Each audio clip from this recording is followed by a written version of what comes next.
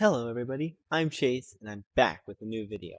And today I'm going to be talking about how to use the programming to make your robot go straight using the gyro. And it's going to be really cool. So this is something my team found to be pretty much irreplaceable. Um, See, other sensors like the color sensor have to be calibrated for different amounts of light, and they have to be there's a lot of things you have to do to them. You have to and getting them to follow a line is sometimes really difficult and sometimes won't even work. Um, it can be really complicated. So I like to use the gyro. And so my team use this program, and I know lots of teams that use it. Pretty much everyone who's using the gyro is using a program like this or similar to this.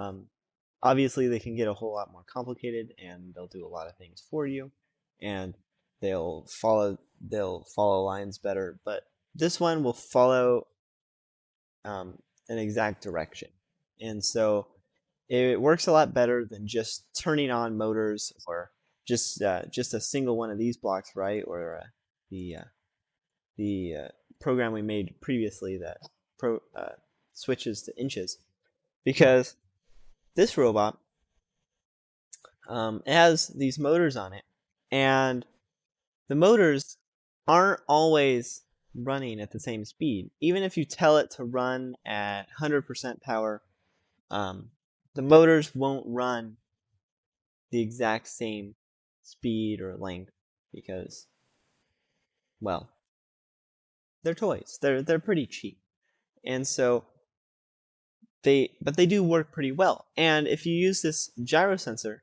you can make up for the fact that they're toys to make it go straighter. And so that's what we'll be talking about today. Our engineering term for the day, though, is trajectory. A trajectory is the path followed by a projectile or object that is moving under the action of certain forces over time.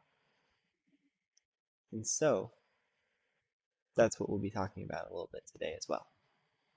So let's head right into it.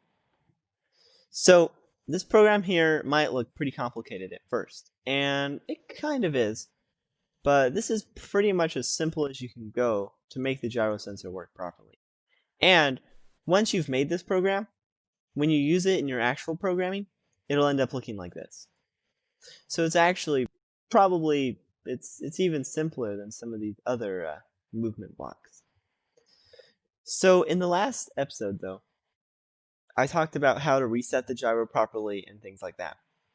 When you're running at competition, you want to make sure to do the hard reset, unplug and replug in your gyro while it's perfectly still, to make sure that it won't drift.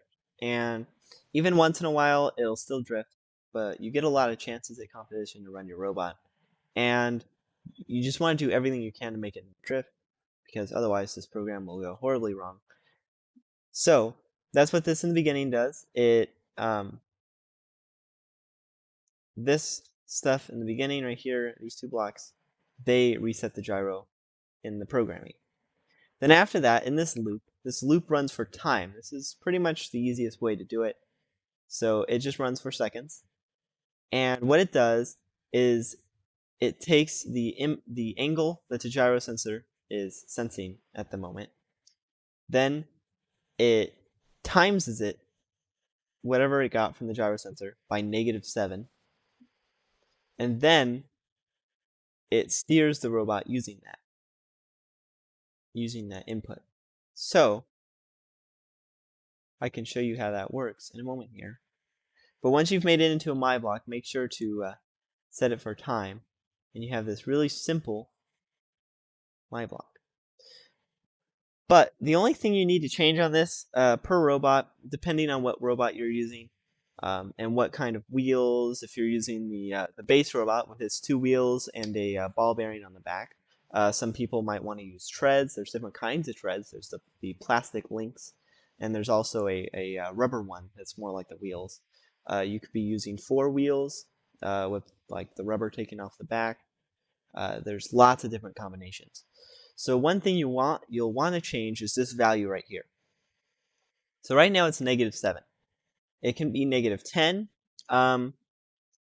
but you'll want it to be a lower number like -7 or -10 if you're using a track robot, because as you'll see in the following videos, it can overcorrect itself. And you don't want it to overcorrect itself because then it'll be all jagged and it'll jerk back and forth a little bit. But if you're using a lower number, well, closer to 0, more like -2 or 3, then it won't be as jagged with some other robots. But if you're using a treaded robot and you use a number closer to 0, like -3, then it won't correct itself enough. So you need to play around a little bit with each robot and make it work.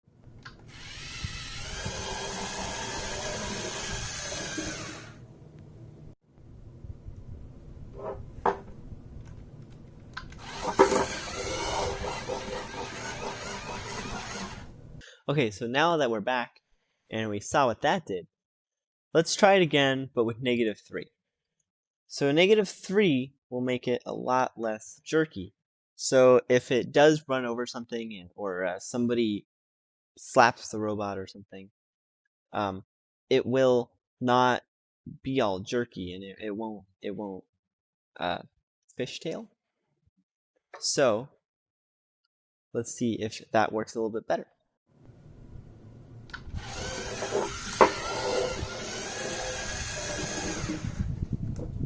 Alright, so that's it for today. This robot will work pretty well for this, and the gyro sensor will help a lot with running your runs. And the only thing I'd like to note else about the gyro sensor for now is that the gyro sensor, this base setup for the robot, it feels a little bit loose and wiggly, I guess. And sometimes if you're having a problem with drift, another way to do it is to try and make it so the gyro sensor doesn't move as much. This feels a little bit loose, so that's something you might want to try in the future. And also, if you're still getting gyro drift, trying to keep it away from other things. I've heard that heat can also set it off a little bit. So keeping it away from other bulky blocks like the brain or the motors will keep it a little bit cooler, and that should also help. Well, I hope you have a nice day, and I'll see you next time.